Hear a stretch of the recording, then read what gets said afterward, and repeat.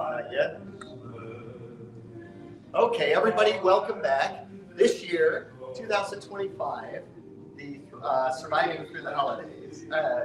Thriving Through the Holidays. I originally called it Surviving, and this was back during COVID, right? So because everyone was locked indoors and everything. What you're witnessing here on this page is what's called a music and ambience on YouTube. This is a new thing. It's so cool. You type in basically what you want to see, and it brings up music with this static picture, and it'll play for hours. And they have all different kinds. And the whole purpose of this is to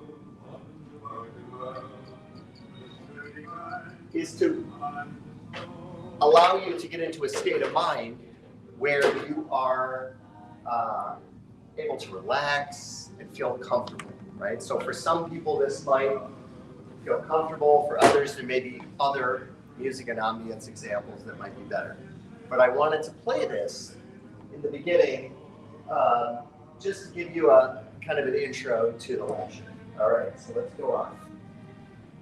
Before we dig into this, I want to start by talking a little bit about how things were many, many years ago before commercialized Christmas actually came into play. In America, we have holidays. We have brief, small holidays, times that we take breaks, times that we relax. And those holidays are very, very short, unless you take extra time, a couple days, a day, maybe. In Europe, break time is much longer, right? So they might take 3 weeks off in the summer, where they stop working and they relax with family. But in America, we're a little bit different. We do things a little differently here. From 1938 to 1945, I think I've got those dates right for World War II. Prior to that, Christmas was a family holiday. It was something where people got together. They didn't have a lot of money.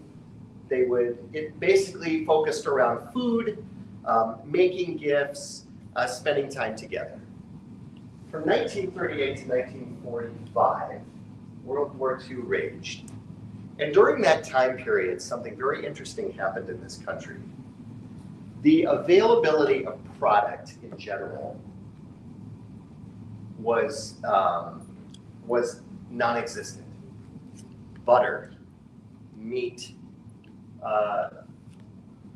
water was very limited on restriction. They even went so far as to tell people how warm to make their homes, etc. And I have a slide on that. The entire country was focused on the war machine. And as a result of that, all extra supplies, all extra ingredients for foods, materials to build with were not available because all the metal and everything was going towards the war effort. So it is a very interesting time because this time period, people learned to live with what they had and they had to fix what they had. So they didn't have a lot of extra money to buy gifts and to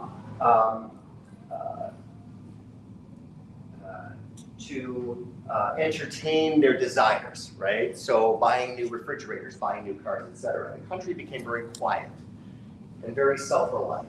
What you're witnessing here on the screen is an example of Christmas packages being sent to troops overseas. This is Germany up in the center, and you have different groups receiving gifts. Remember, when they were at war, many times they spent Christmas there. They didn't even come home to see family. And that may have gone on for some time. The higher up you were in the service, the more holidays you'd spend away from home. So it wasn't uncommon. This is a picture to talk a little bit about what I was talking about. They actually came out with a ration book. Who knows what a ration book is? You know what a ration book is. Ration book. So this was like, you would get so many coupons for so many things. Salt, butter, and when you ran out, you couldn't get it. It was that simple. You had to wait, right? I love this one. I told my wife about this one. This slide about sacrifice and conserving. It turned down the thermostat to 55 degrees at night.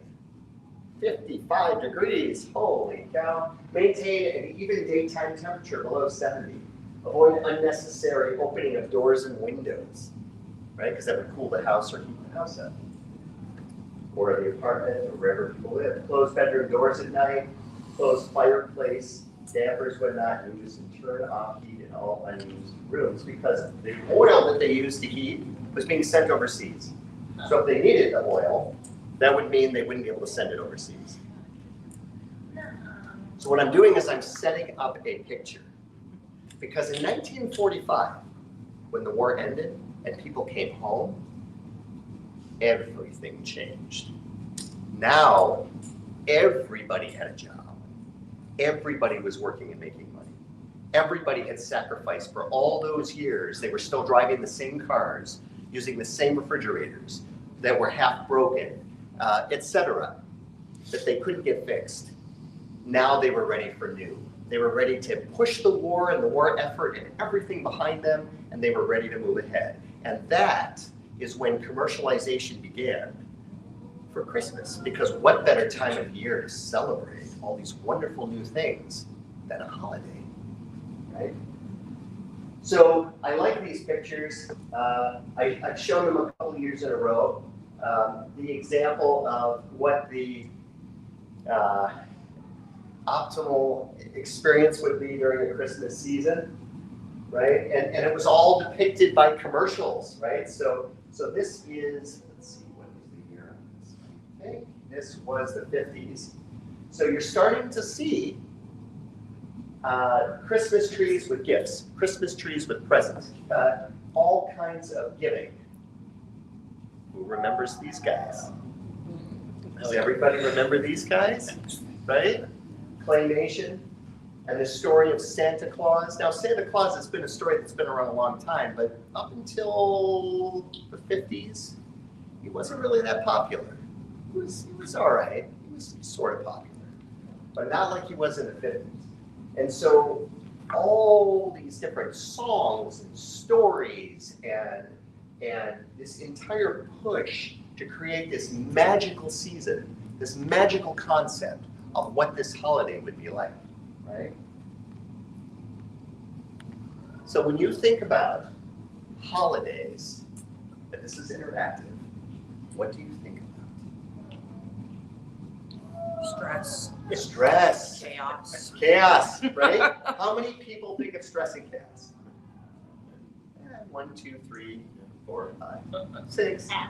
Yeah, at least, right? What do you think about when you think about holidays? What first comes to mind? Family. Family. Okay, now, are you talking about extended family, or are you talking about just your nuclear, your central family? Central. Central family. Because we're going to talk about extended family, right? Loneliness. That's a good one, isn't it? Right? Some people don't have any family because people have moved, people have passed away, right? Don't have any family. And so what this means to someone like that is a totally different story than what it might mean to someone that has a family, right? The reason this lecture came into existence in the first place was because I found myself in rooms with patients who would be dreading the holidays. It would be coming, and they truly, throughout their entire being, they were dreading the holidays. And I would ask them, why? Why are you dreading? Always because of expectations of what they thought they needed to do to make the holiday correct, right? The reason I started with all this stuff about the war and where it all came from is because the more you read and learn about this, the more you realize that correct was created by a commercialized industry. Correct was created. There is no correct.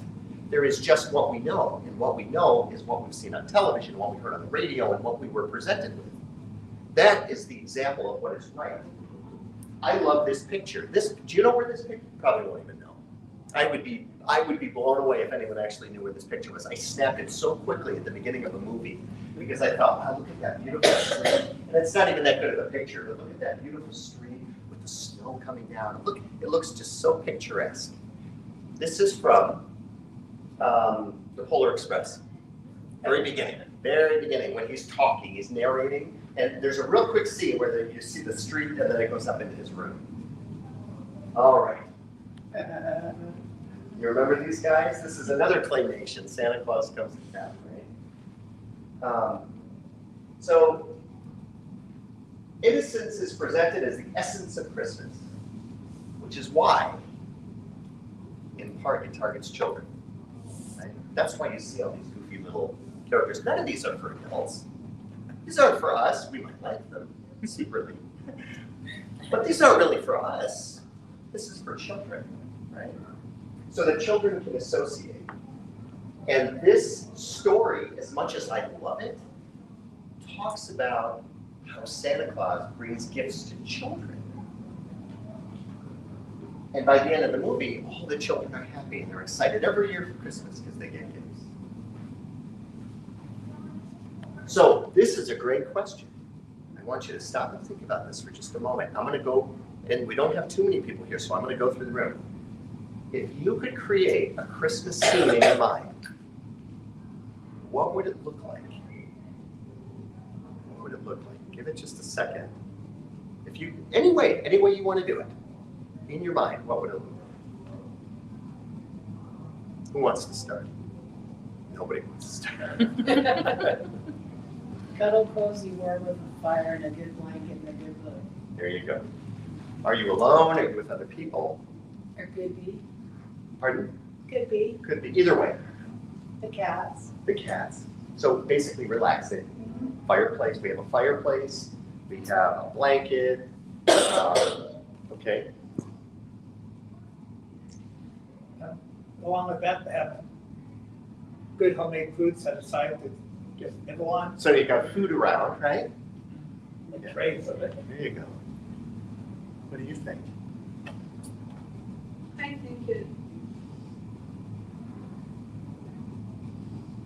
like the sharing of experience. So like cooking together, you know, creating together, just being together. So there are people there with you. Right, but there's like, it's not just, you know, people, but they're actually doing some kind of intimate sharing. Nice. So an experience. Yeah, experience. My kids and my husband and I, breakfast, pajamas all day, Nice. watching movies together as a family, And that makes you chilling happy. and doing nothing. Yes. Yeah. Well, I guess I grew up thinking that what we did was perfect, so we would do the candlelight service at church. Okay. While we were at church, Santa Claus came. Now this was This would be on the 24th, right? Yes. Okay, at night you'd go to church really late at night. Yeah. Yeah. Okay. And, And that brought you joy. yeah, we had joy as a family, and that was just the tradition we got into. Okay. And, and we'd have presents, but it wasn't a lot. It was in 50s, so my parents did what they could, and it was baking cookies and having fudge, having family come for dinner. So Okay. So we're going to remember the word history for this table right here. History. How about you? Mine is I like to sit back and with my dog and Coco and just watch my kids and my husband and family having fun. That's my perfect, is seeing all the hard work that we pour into Christmas being appreciated. Okay. How about you? Well, basically, I just I got my brother back. That would be your perfect Christmas. Okay. I didn't hear that. He'd like his brother back. His brother died. So that would be the perfect Christmas, right? That would be the perfect Christmas. Okay. So we have family. It's interesting when I asked that question of you, that you went back in time. You didn't talk about now. You talked about back then. That was your first inclination, right? It's interesting. There's nothing wrong with that. It's just interesting that that is the picture that's captured in your mind, right? Whether you do that now or not, that's where you go in your mind, right? For the joy of Christmas and what you remember as really happy and really good times, right? Well, we know what stops you from doing that. We know what stops you from doing that, right? Because for the obvious reason, right? But what stops you from going to church? This is a retort, right? We do that. You do that. And we go home and we don't have oyster soup, but we do, we do have a little dinner when we get home. Yeah. Is it as much as you would normally do? Oh, no, Yeah, there you go. See? no, it's just snacky foods. Yeah. And the tradition of oyster soup came from Nebraska. So. All right. How about you?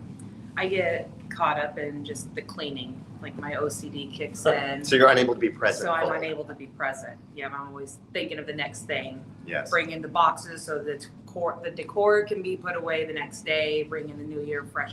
It's always the next thing. It's always the next. Not being present. Yes, and I think you said you were doing what you love to do, so you weren't being prevented from doing additional, right? Sometimes, Okay. because my in-laws family always gets together on Christmas Day. Mm. The reason I don't like to do that is because that's not traditional for my family. Mm. And it requires us to open gifts, hustle through the day, hurry up, eat your breakfast, open your stockings, we gotta hit the road because we have a 3-hour drive, and then go there. So that's like last year, that was what it was.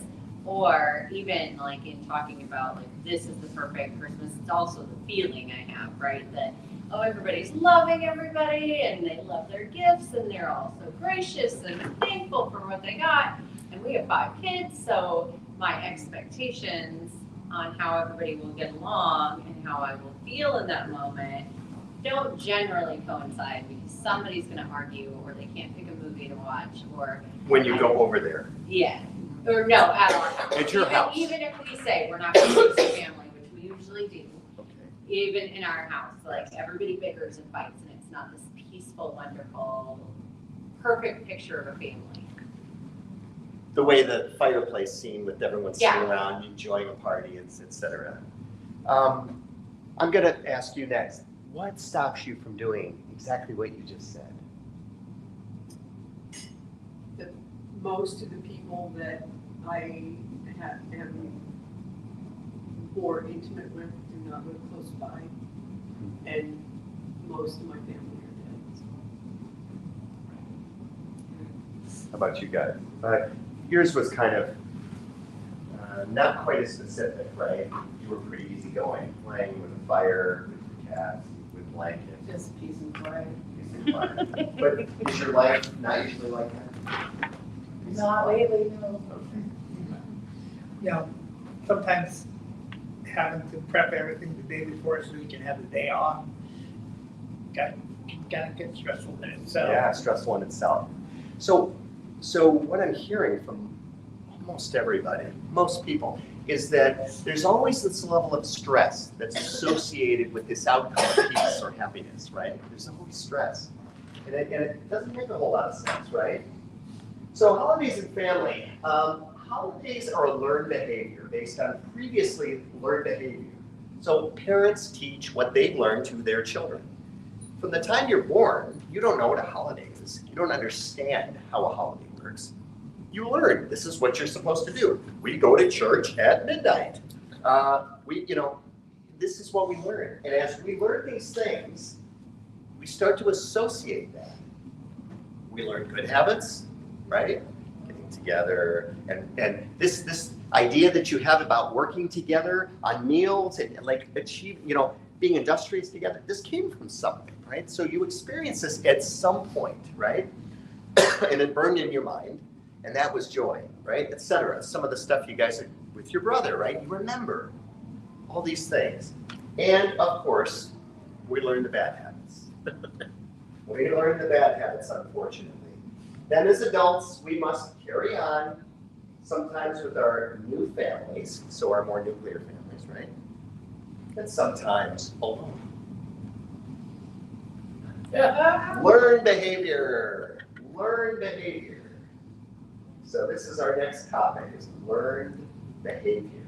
So we learn the good habits, we learn the bad habits, we learn the good behaviors, and we learn the not so good behaviors. The problem is we are human, and humans are very complicated. Very, very complicated creatures.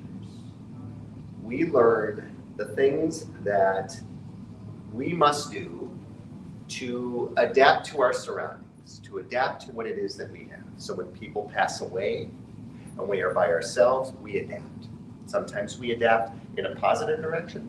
Sometimes we adapt in a negative direction. Negative would be like we become more isolated.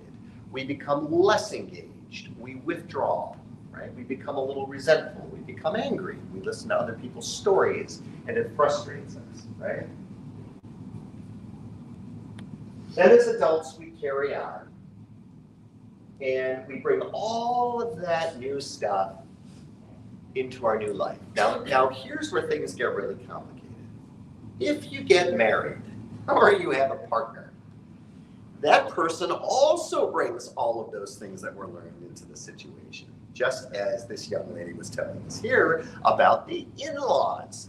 The reason people use that term and roll their eyes when they say it is because this family over here that represents the in-laws has a whole concept of what happiness means to them. And this may or may not be compatible with your concept of what happiness means. And you have to blend this together somehow to find some happy medium. I showed this, you know what this is, right? Yeah. So where did giving come from? And how did it transition to gift giving? This is a good, this is back in the 60s, okay? This is just at the beginning of the commercialization. Is this Samantha? Yes? Okay.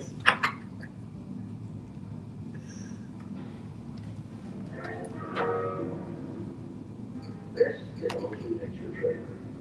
Running time, 1 minute, 50 seconds. You sing the anthem. Usually there are shows scenes from a new picture. This one is different. You're seeing a reenactment of a true life tragedy on a motion picture set. Tragedy, of course, is make-believe. The actors can walk away from it because it never really happened to them. In our own lives, we can. We can only try to prevent it. The tragedy point is tuberculosis. Thousands of Americans died of TB last year, needlessly. These TB victims were unlucky because TB can be prevented. Here's how.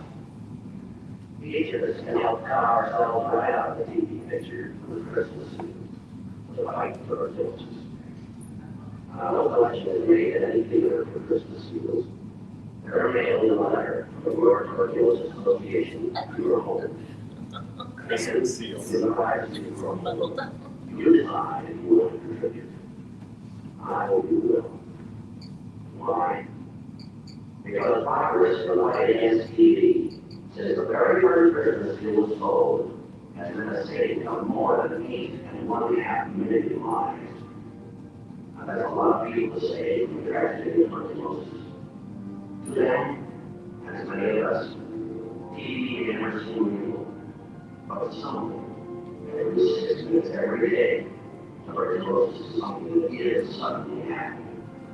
Now, it could be anyone of us, poor, rich, race, age, or sex, no difference. These two. Happy Christmas letter today. Thank you. Remember Christmas seals?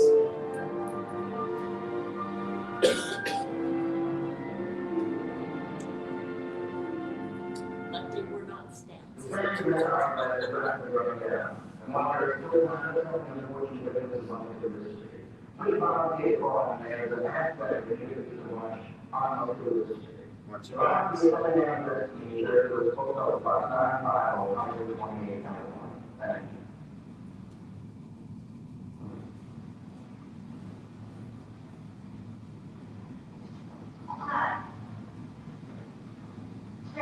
I have something very important to talk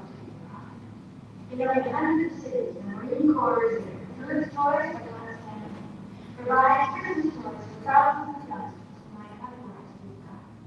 And you can play Santa Claus with some child this Christmas just by buying an extra toy. 750 movies. The Toys for Tots campaign.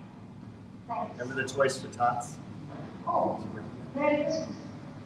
I feel like that's the only thing that's still. Christmas packages are the hardest thing to do up. I think you stay out for me, it's just one more thing that needs a woman's touch to do it right. But you don't have to be an expert at it for you finish Christmas Eve. You can be as good as the next man, it's time to be proud of it, because Christmas Eve is more than just pretty decorations. Every Christmas Eve we use on our packages and on our Christmas cards too, and we will need to our gifts and wishes. Christmas Eve will help protect every one of us, every man, woman, and child from tuberculosis. With TB striking 1 American every 7 minutes, it's up to all of us to fight back with Christmas Eve. So, even if you're not an expert at providing presents, you can be proud of your job when you use Christmas Eve to fight tuberculosis, to save lives. So that's your Christmas Eve letter today. Hi, I'm Elizabeth Montgomery. Boy, every Christmas it's the same thing. Crowd, shopping, lugging the presents home. I love it. And I'm having the same problem this year I had last year and the year before. Deciding what to buy for my family and friends. Well, I discovered something that helped me and just might help you this holiday season. This is the gift. A U.S. savings bond, guaranteed to please. You know something? It's a successful present. Never goes out of date. Here's a gift that truly keeps on giving, pays interest to make it grow every year. Even more than that, it's an investment in freedom. I might even give one to my son. Merry Christmas, everybody. Now, what did you guys notice about those gifts? They seem kind of boring, don't they?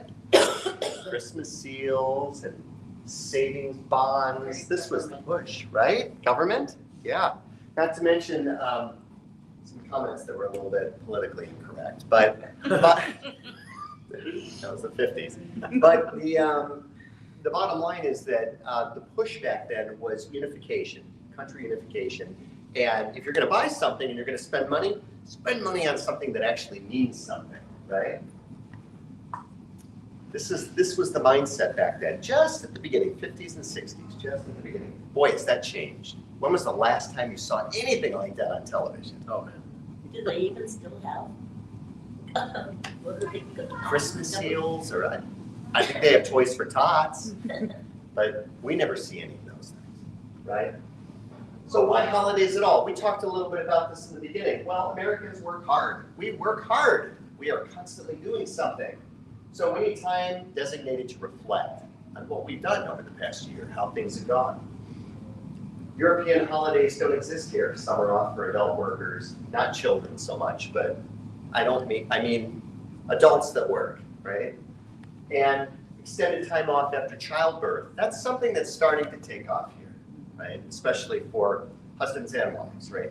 Or partners taking time off after childbirth. This has existed for years in Europe. This is nothing new. Commercialization, non-existent until after World War II. People just simply didn't have the money to spend. Yet Americans seem to be a lot happier, more unified together. Right? They seem to be happier in general. More time to spend with family. Because if you didn't have money to buy things, you would do things, picnics, 4th of July, picnics, right? Hawaiian, I had to throw that in there, right? Hawaiian. So we start to see commercialization and they start to make all kinds of crazy things, right? Hawaii Christmas and all kinds of new ideas.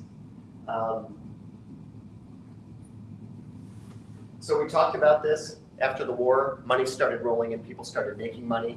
You all are aware of that. All the homes that were built and purchased, basically everybody started to associate buying things with a way to reward yourself or others for hard work. Right? So Uncle Joe needs a new pipe. Mary would like a new doll. Dad needs slippers. You see where it's all coming from? Mom needs a new vacuum cleaner. Well, that's a different problem we can talk Roomba. about. Right, Roomba. No, it's Roomba, right? So you start to see it develop. You start to see need. They start to say, you have to have this. You have to have this because it's the newest thing. And this is the perfect time to give it. What is the first mass marketed toy? If you saw it last year, you're not allowed to say anything. What is the first mass marketed toy that was brought out for children for Christmas? Jack in the Box? Pardon? Teddy bear? You ready? Oh. Mr. Potato Head. Mr. Potato Head. You know what's interesting is this actually started, the whole Mr. Potato Head craze actually started many years before it was made into a toy, where kids would actually take potatoes and they would poke things and then would make little faces and stuff. That's where they got the idea. So what makes the holidays good? Well, you guys mentioned a lot of them. The five senses, right? Smell, taste, touch, hearing, and what you see, right? All of these things are what really make the seasons of the tree special, right? I cannot go a season without smelling what a Christmas tree would smell like. Of course, we haven't bought a real Christmas tree in such a long time. So we get candles that smell like it and fragrance that smells really, really close. And when you smell it, it suddenly snaps you back to a memory, right? Very, very special. As they started marketing, they started thinking about ways to market Christmas trees because everybody needed a Christmas tree and not everybody could go out and chop them down.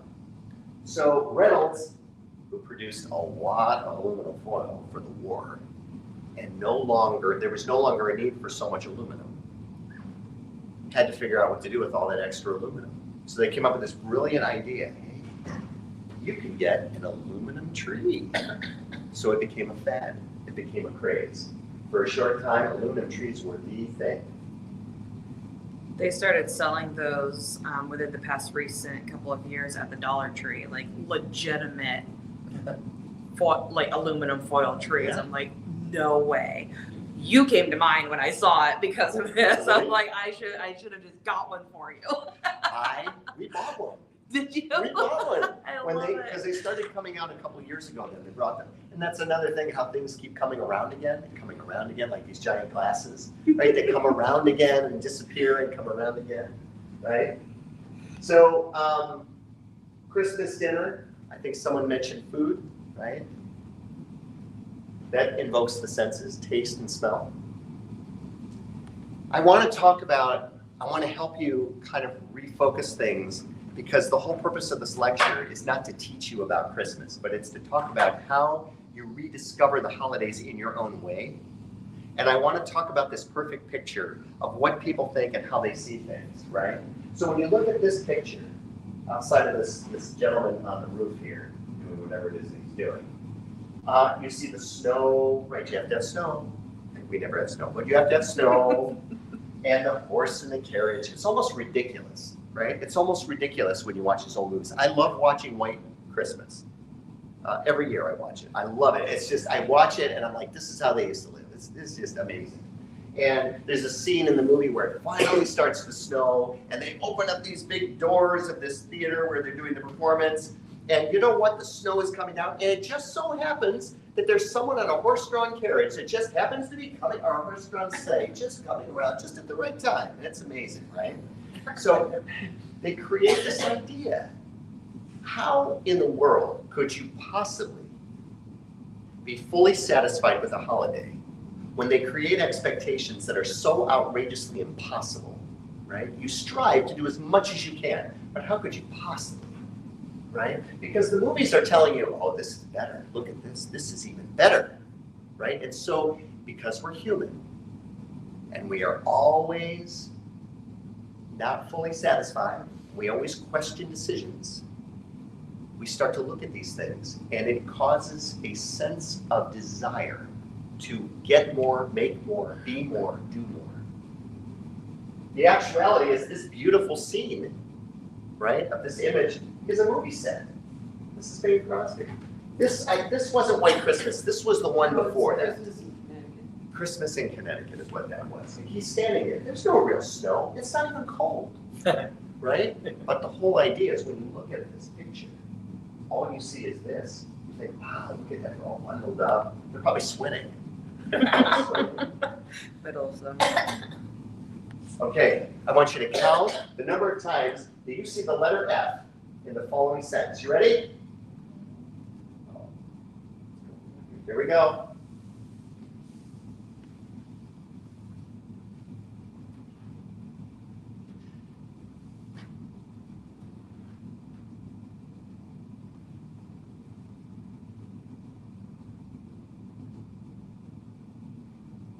Got it?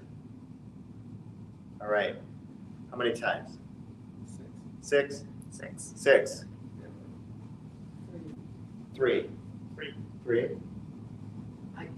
You didn't do it, really? I've seen that far. so- Okay, that's okay. Counted 3. 3. 3. 6. You know why you don't count 6?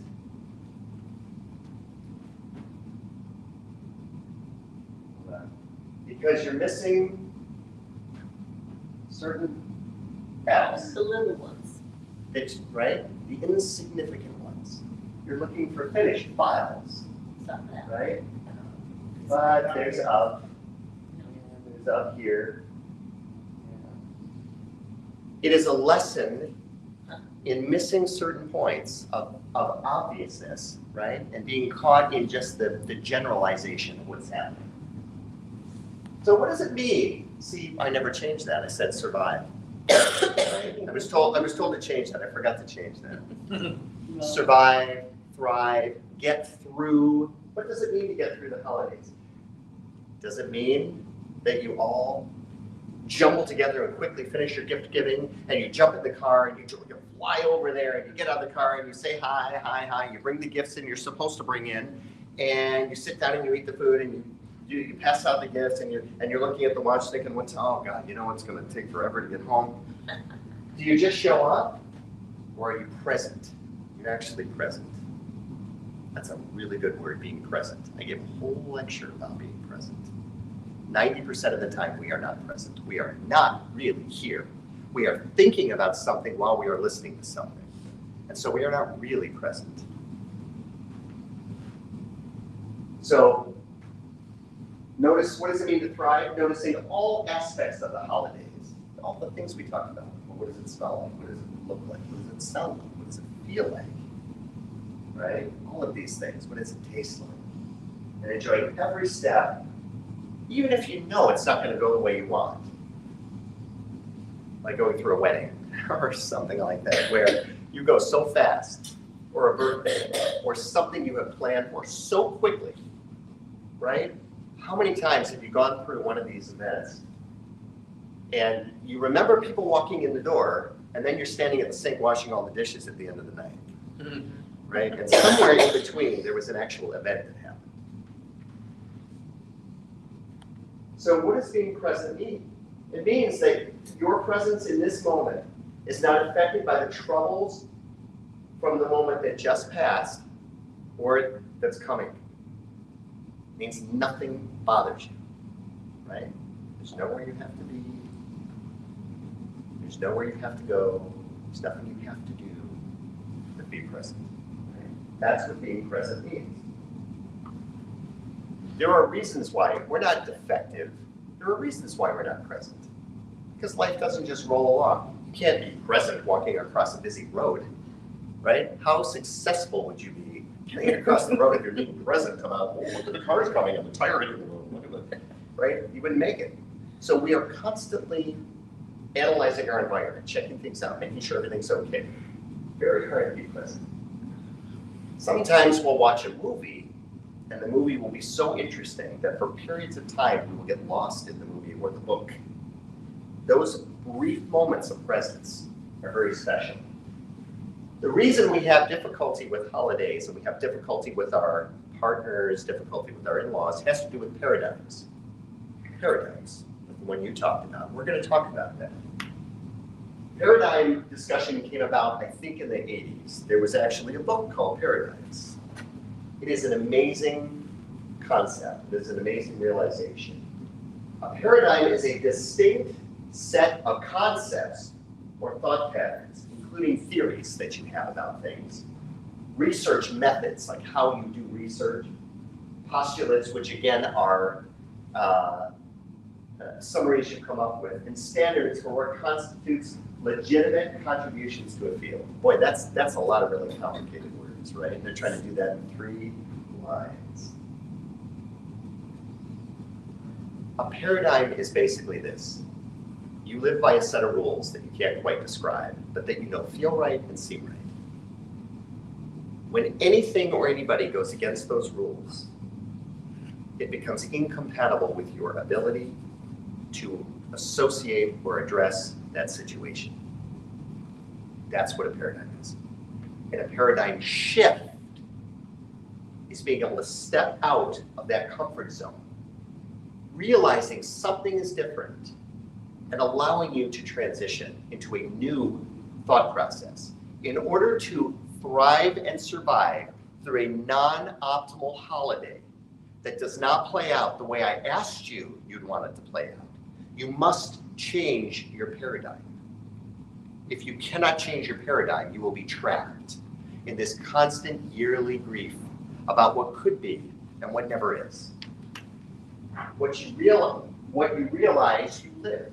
What you believe, you manifest, right? You believe it's going to be a horrible holiday, guess what? It will be. Where do we learn these paradigms from? Again, we don't come out of the womb with paradigms. Well, our parents did. It's what we experience while we're being raised, right? It's what we experience when you do not get tattoos.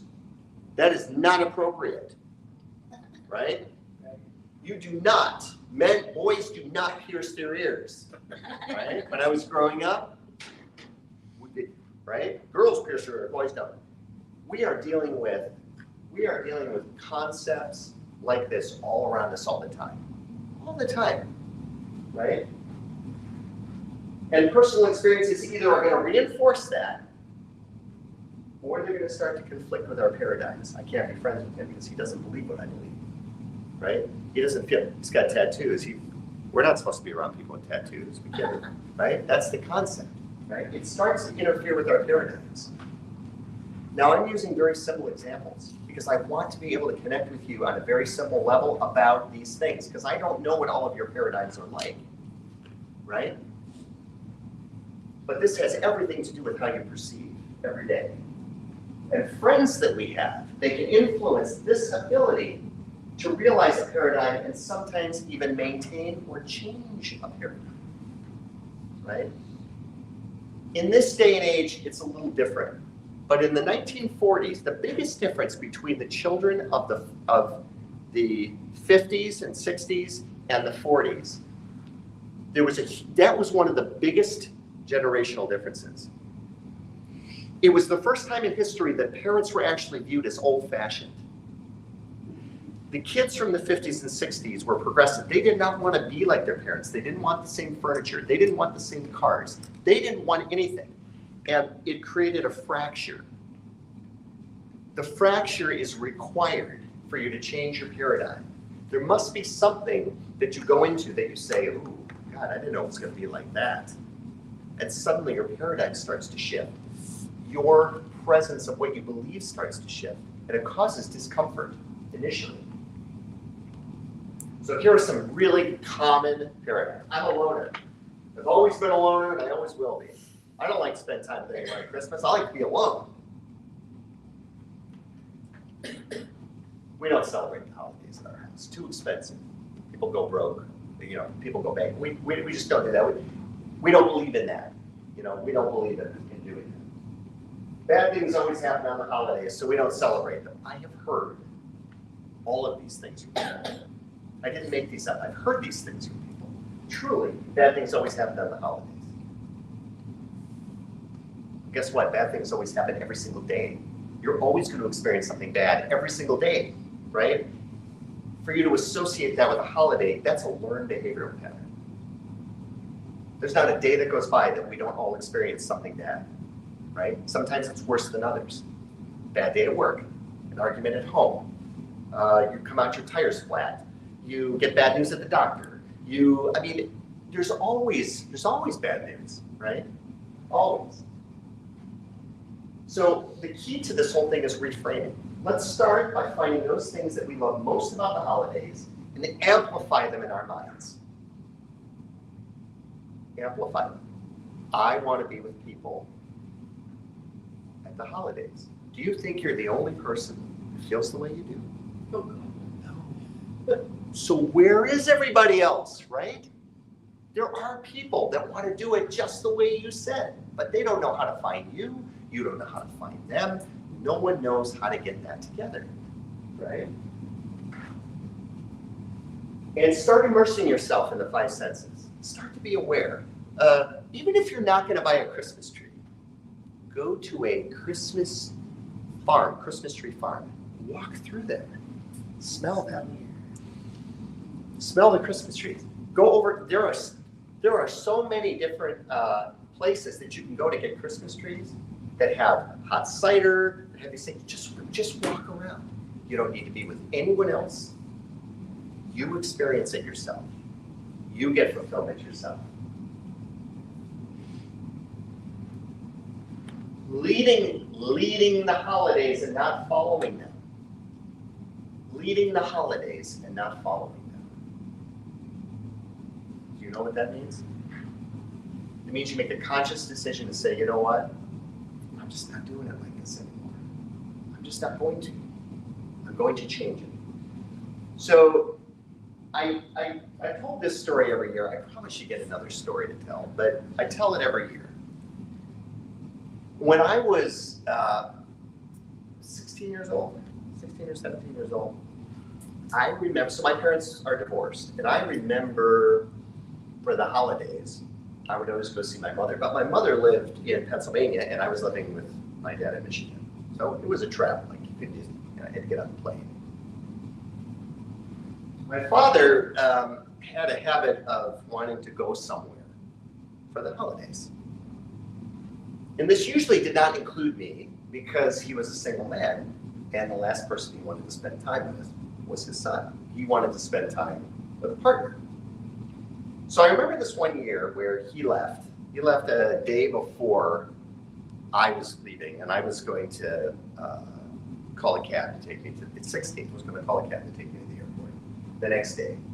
And I remember sitting there, it was Christmas Eve, and I remember sitting there in the house, and I was like, God, this is awful. This is terrible. We had a Christmas tree like that. It was lit at the other corner. The house was dark. And I just sat there and it was quiet. And I decided, I'm not going to do this. I'm not going to do this. I'm not going to sit here. I don't know where I'm going to go. Every human I know is with their families. My friend was with his family.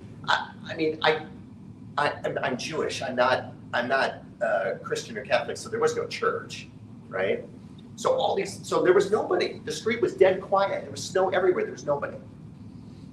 So I hopped in one of our cars and I took a drive across town to a neighborhood that my sister used to live in but had moved since.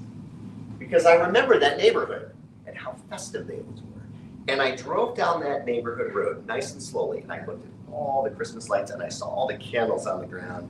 And they would put these, I don't know what, luminaries, is that what it is? They put the candles in a bag and they all did it, all up and down the driveways. And I got this sense of joy that nobody could have given me. This like happiness that nobody could have given me, that I couldn't have bought with all the money in the world. And in that moment, I realized, you know what? I don't have to do any of this the way anyone has told me to do it. I can do this any way I want to do it. So when you start to get to a point where the holidays seem routine, and you're doing the same thing every year, and suddenly you realize, yeah, you love spending time with your family, but there must be more to this than this. That is your opportunity to make a conscious change, to do something different that might seem a little bit out of character or context, but will open doors of new experiences. Because what happens is that you start to develop a new pattern. So let's give an example of that. Let's say you decide you're gonna go to Leavenworth every year. Because here, there's nobody. You don't have anybody. And there's nothing going on. And you don't know a soul in Leavenworth, but you're just gonna do that. So you go to Leavenworth, you find a motel or hotel, you book it for the 4 days or whatever for the holiday, you spend it there, you go downtown, you have the food, you go to the restaurant, you do what you can afford to do, and you have a wonderful time. You sit out and you watch the kids going down the snow, you look at all the lights on all the buildings, you experience it, and you go back and you tell some friends about what you did over Christmas. And then another person says to you, you know what, that sounded like a lot of fun. Next year I'm gonna go with you. And then 2 of you go. And then you come back, and then you know what? 3 end up going, because they all like the idea. And you guys have such a good time there that you can't wait to do it the next year. You are looking forward to this holiday that you dreaded because you're gonna be alone, or it's too expensive, or it's too difficult, or it's too... And once you've done it 2 or 3 times, you have just created your own holiday routine. You have just broken out of what was and how it went to this whole new concept of what it could be. And it can be anything you want it to be. Anything. As long as you're happy, as long as you feel happiness with it. And that's the whole idea of this. Because I would tell patients this in the room. You need to recreate your Christmas the way you like it to be. It doesn't have to be the way you're describing it. You don't have to do it this way. If you do it this way, this is your choice, but you don't have to. I have to go here. No, you don't. Tell your in-laws you're not doing it this year. You're done. You're not. It's not enjoyable. Guess what, Fred? I hate it. It's not enjoyable. I'm done. I'm not doing it anymore. Unfortunately, most of us make those decisions when we have a major life change. Either something happens with our health, or somebody dies, and it forces us, it shocks us a little bit and forces us out of our comfort zone, and we make a knee-jerk reaction decision.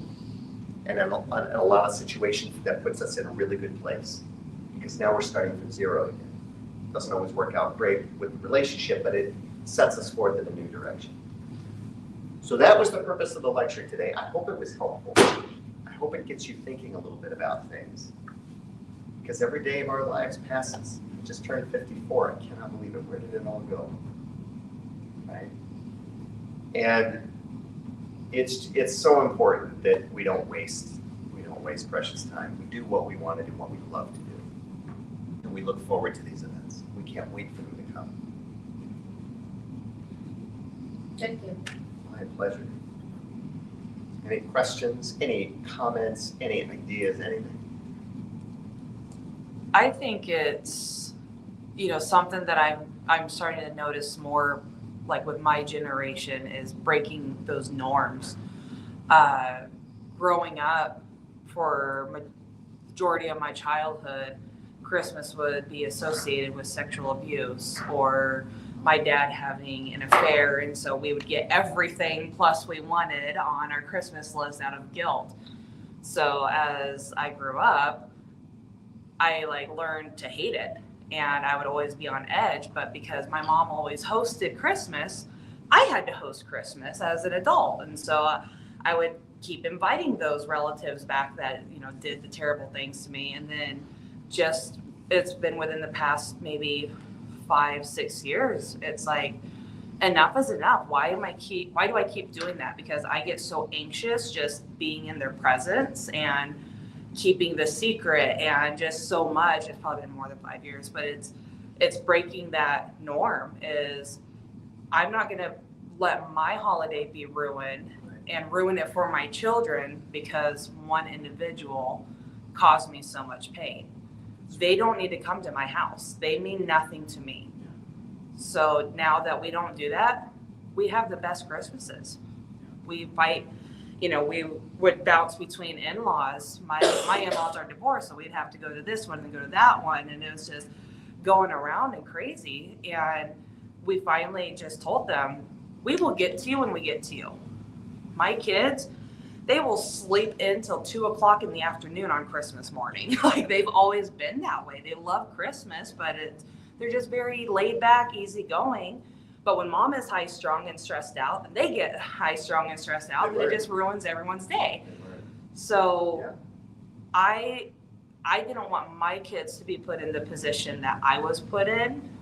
And I don't want them to look back at the holidays the way that I look at them and have those memories of, oh my God, mom was always stressed, or it was always this, it was always that. So we do break the norms and we break the traditions. We go to Leavenworth for Thanksgiving because we're not going to deal with it. If you're going to fight over us, that's your problem. We're going to be having a time of our life. Like, How many people have gotten sick from something they've eaten, some type of food? mhm, Food poisoning, Oh, yeah. yeah. right? Have you ever been able to eat that food again?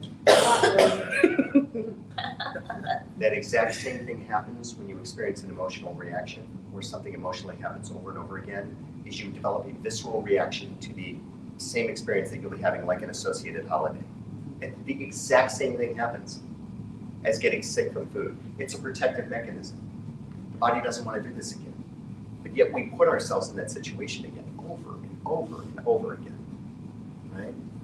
And so this is an example, the death of your brother. Now, I don't know timing-wise when it happened, but as long as you continue to associate holidays with him, how could you possibly enjoy the holiday? Right? No disrespect to your brother, but how could you possibly get free from that to actually be present in the holiday? Because there's a bitterness about it. There's a bittersweetness to it, right? So there's virtually no way to do any of this if you continue to do everything the way you've always done it. If you're unhappy with how it's been working out, right? That's exactly the same thing. That's what happens. They call it PTSD, right? Post-traumatic stress disorder. Well, ultimately, it's reactive disorder. It's a reaction to a really strong, offensive experience, whether it's food or whatever, whether it made you physically ill, emotionally ill, where your body is fighting you the whole way around, and you're trying to push your way through it, and it makes it impossible. You can't be present, you can't enjoy it. How could you? How could you? That is absolutely true. It's absolutely true. So I would wish all of you a happy holiday. And hope that all of you experience something a little different this year than you normally experience, to fulfill you even more. So that you can start to really get excited and look forward to the coming of the holidays and really be free and enjoy them. Definitely. And it was so good to see all of you. I'm glad you came. Yeah.